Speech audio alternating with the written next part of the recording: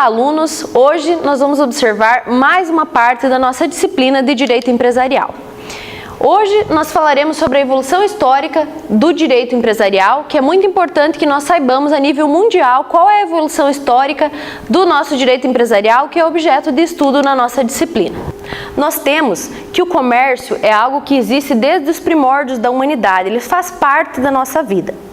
Inicialmente, o comércio era utilizado apenas para a troca entre as tribos ou entre os grupos, para que as pessoas pudessem se manter, para que as pessoas pudessem sobreviver com as trocas que eram realizadas.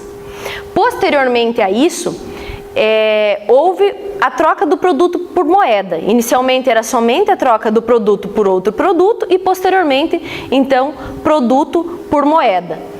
Dessa forma, as pessoas foram percebendo que o que era produzido poderia ser vendido, que gerava um lucro e iniciaria um novo ciclo de venda do produto e então teria a questão do lucro. Isso aconteceu lá nos primórdios da humanidade. Verifica-se então que nós inicialmente tínhamos a economia do escambo e depois foi para a economia monetária. Foi uma evolução dentro do comércio. Esse dinamismo relacionado às relações comerciais fez com que fosse necessário surgir as primeiras regras de direito comercial. Temos que as primeiras regras de direito comercial a nível mundial surgiram aproximadamente há 1700 anos antes de Cristo, mais precisamente no Código de Hammurabi. Lá já era falado sobre o contrato de sociedade, que hoje é muito utilizado, e também outra situação que é muito utilizada no nosso dia a dia é o empréstimo de dinheiro a juro. Isso já existia lá em 1700 a.C. no Código de Hammurabi, de uma forma mais informal, porém já existia. Com esta situação, percebeu-se que havia necessidade de uma estruturação do setor econômico. Então, as leis foram surgindo. No Império Romano, existia o regramento pelas regras do direito civil. O direito canônico também trouxe várias restrições. Um exemplo é a exigência de letra de câmbio para que fosse feita essa troca por moeda, que antes era mais informal e posteriormente passou a existir através da letra de câmbio por uma exigência do Código Canônico. No período da Idade Média, houve a migração muito alta das pessoas do campo para a cidade.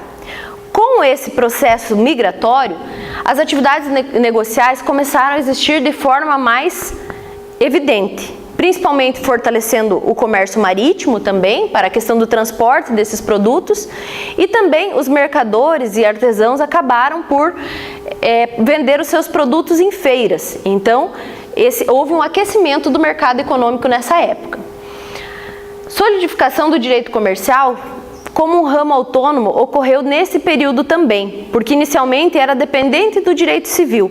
Porém, como foi um ramo que se fortaleceu de forma bastante importante, acabou-se então por criar um ramo específico para regulamentar as relações comerciais.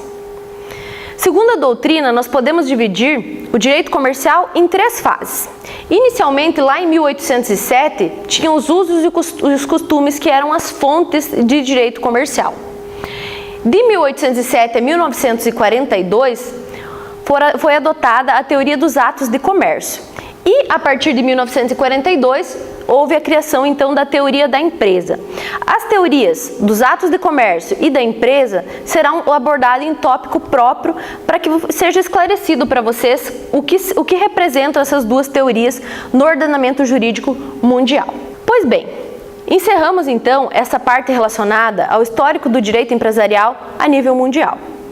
Porém, o que nos interessa efetivamente agora é o histórico do direito empresarial ou do direito comercial, que nós já veremos essa diferença, no Brasil. Enquanto nós éramos colônia de Portugal, evidentemente que as nossas regras eram as mesmas regras de Portugal. As influências para as regras do Código Português eram do direito romano e do direito canônico, como a maioria dos regramentos de antigamente.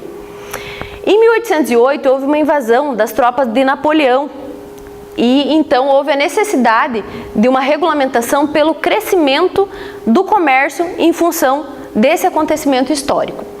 Houve a necessidade, então, de regularizar e foram criadas diversas leis. E todas essas leis foram aplicadas também para o povo brasileiro. Em 1822, nós tivemos a proclamação da independência. Nesse momento, por óbvio, o Brasil ainda não tinha um regramento, porque como foi proclamada a independência em 1822, demorou um certo período para que nós pudéssemos ter as nossas próprias leis. Então, em 1823, foi convocada uma assembleia e ficou decidido, então, que no Brasil seriam aplicadas ainda as regras do Código Português e também a Assembleia trouxe um termo dizendo que os países cristãos de boa jurisprudência também poderiam ser fonte de direito empresarial no Brasil logo após a independência. O Código francês, o Código espanhol e o português continuaram então sendo a base por um longo período de direito empresarial no Brasil, porque foi proposta em 1834 uma lei para a criação do Código Comercial Brasileiro. Outro sim, essa lei ficou em trâmite no Congresso pelo período de 16 anos e somente em 1850, através da Lei 556 de 25 de junho, houve a aprovação do nosso Código Comercial, que até hoje existe uma parte em vigor, uma pequena parte, porém até hoje está em vigor. Então vejam, 1850 ainda em vigor. Depois disso, além do Código Comercial, foram surgindo diversas outras normas referentes a direito empresarial e direito comercial, porque como eu falei para vocês no início, o direito precisa evoluir de acordo com as mudanças da vida em sociedade. Então, conforme o comércio ia evoluindo, automaticamente novas leis iam surgindo e assim é até os dias atuais. Esse código de 1850, ele adotava a teoria dos atos de comércio para conceituar o empresário. Não existia ainda a teoria da empresa, que surgiu somente em momento posterior. O Código Comercial ele permaneceu em vigor somente a parte que fala do direito marítimo após a edição do Código Civil de 2002. A partir de 2002, então, nós temos um novo código que fala sobre os diversos regramentos do direito empresarial, porém, a parte do direito marítimo continua em vigor, aquela primeira lá de 1850. Hoje, nós utilizamos o termo direito empresarial e não mais o termo direito comercial. E isso se deve à teoria dos atos de comércio e teoria da empresa, que uma substituiu a outra. Inicialmente, então, nós tínhamos a teoria dos atos de comércio, que foi adotado pela maioria dos países, principalmente os países europeus, e também pelo Código Brasileiro de 1850.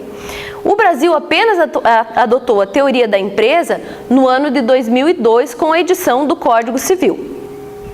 A teoria dos atos de comércio vinha então no Código Civil francês e no Código Comercial em 1804 e 1807, sempre adotando a teoria dos atos de comércio.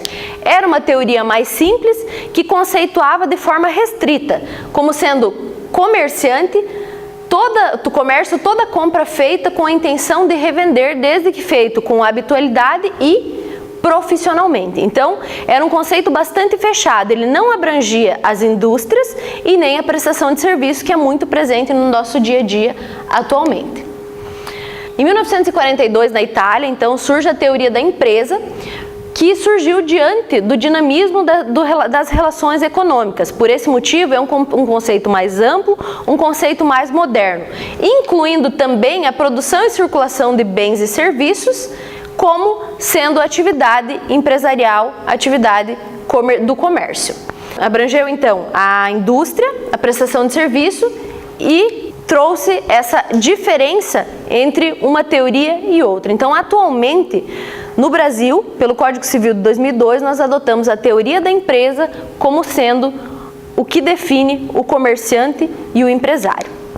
Dessa forma, eu trago para vocês aqui a diferença entre comerciante e empresário. Então, vocês podem verificar pelas duas teorias que o empresário é apenas uma atualização do conceito de comerciante. Era chamado de comerciante quando nós tínhamos a teoria dos atos de comércio. Hoje, o nome correto a ser utilizado, o nome atual, é empresário para aquela pessoa que exerce profissionalmente atividade ou fornece bens e serviços. Obrigada pela atenção e até o nosso próximo encontro.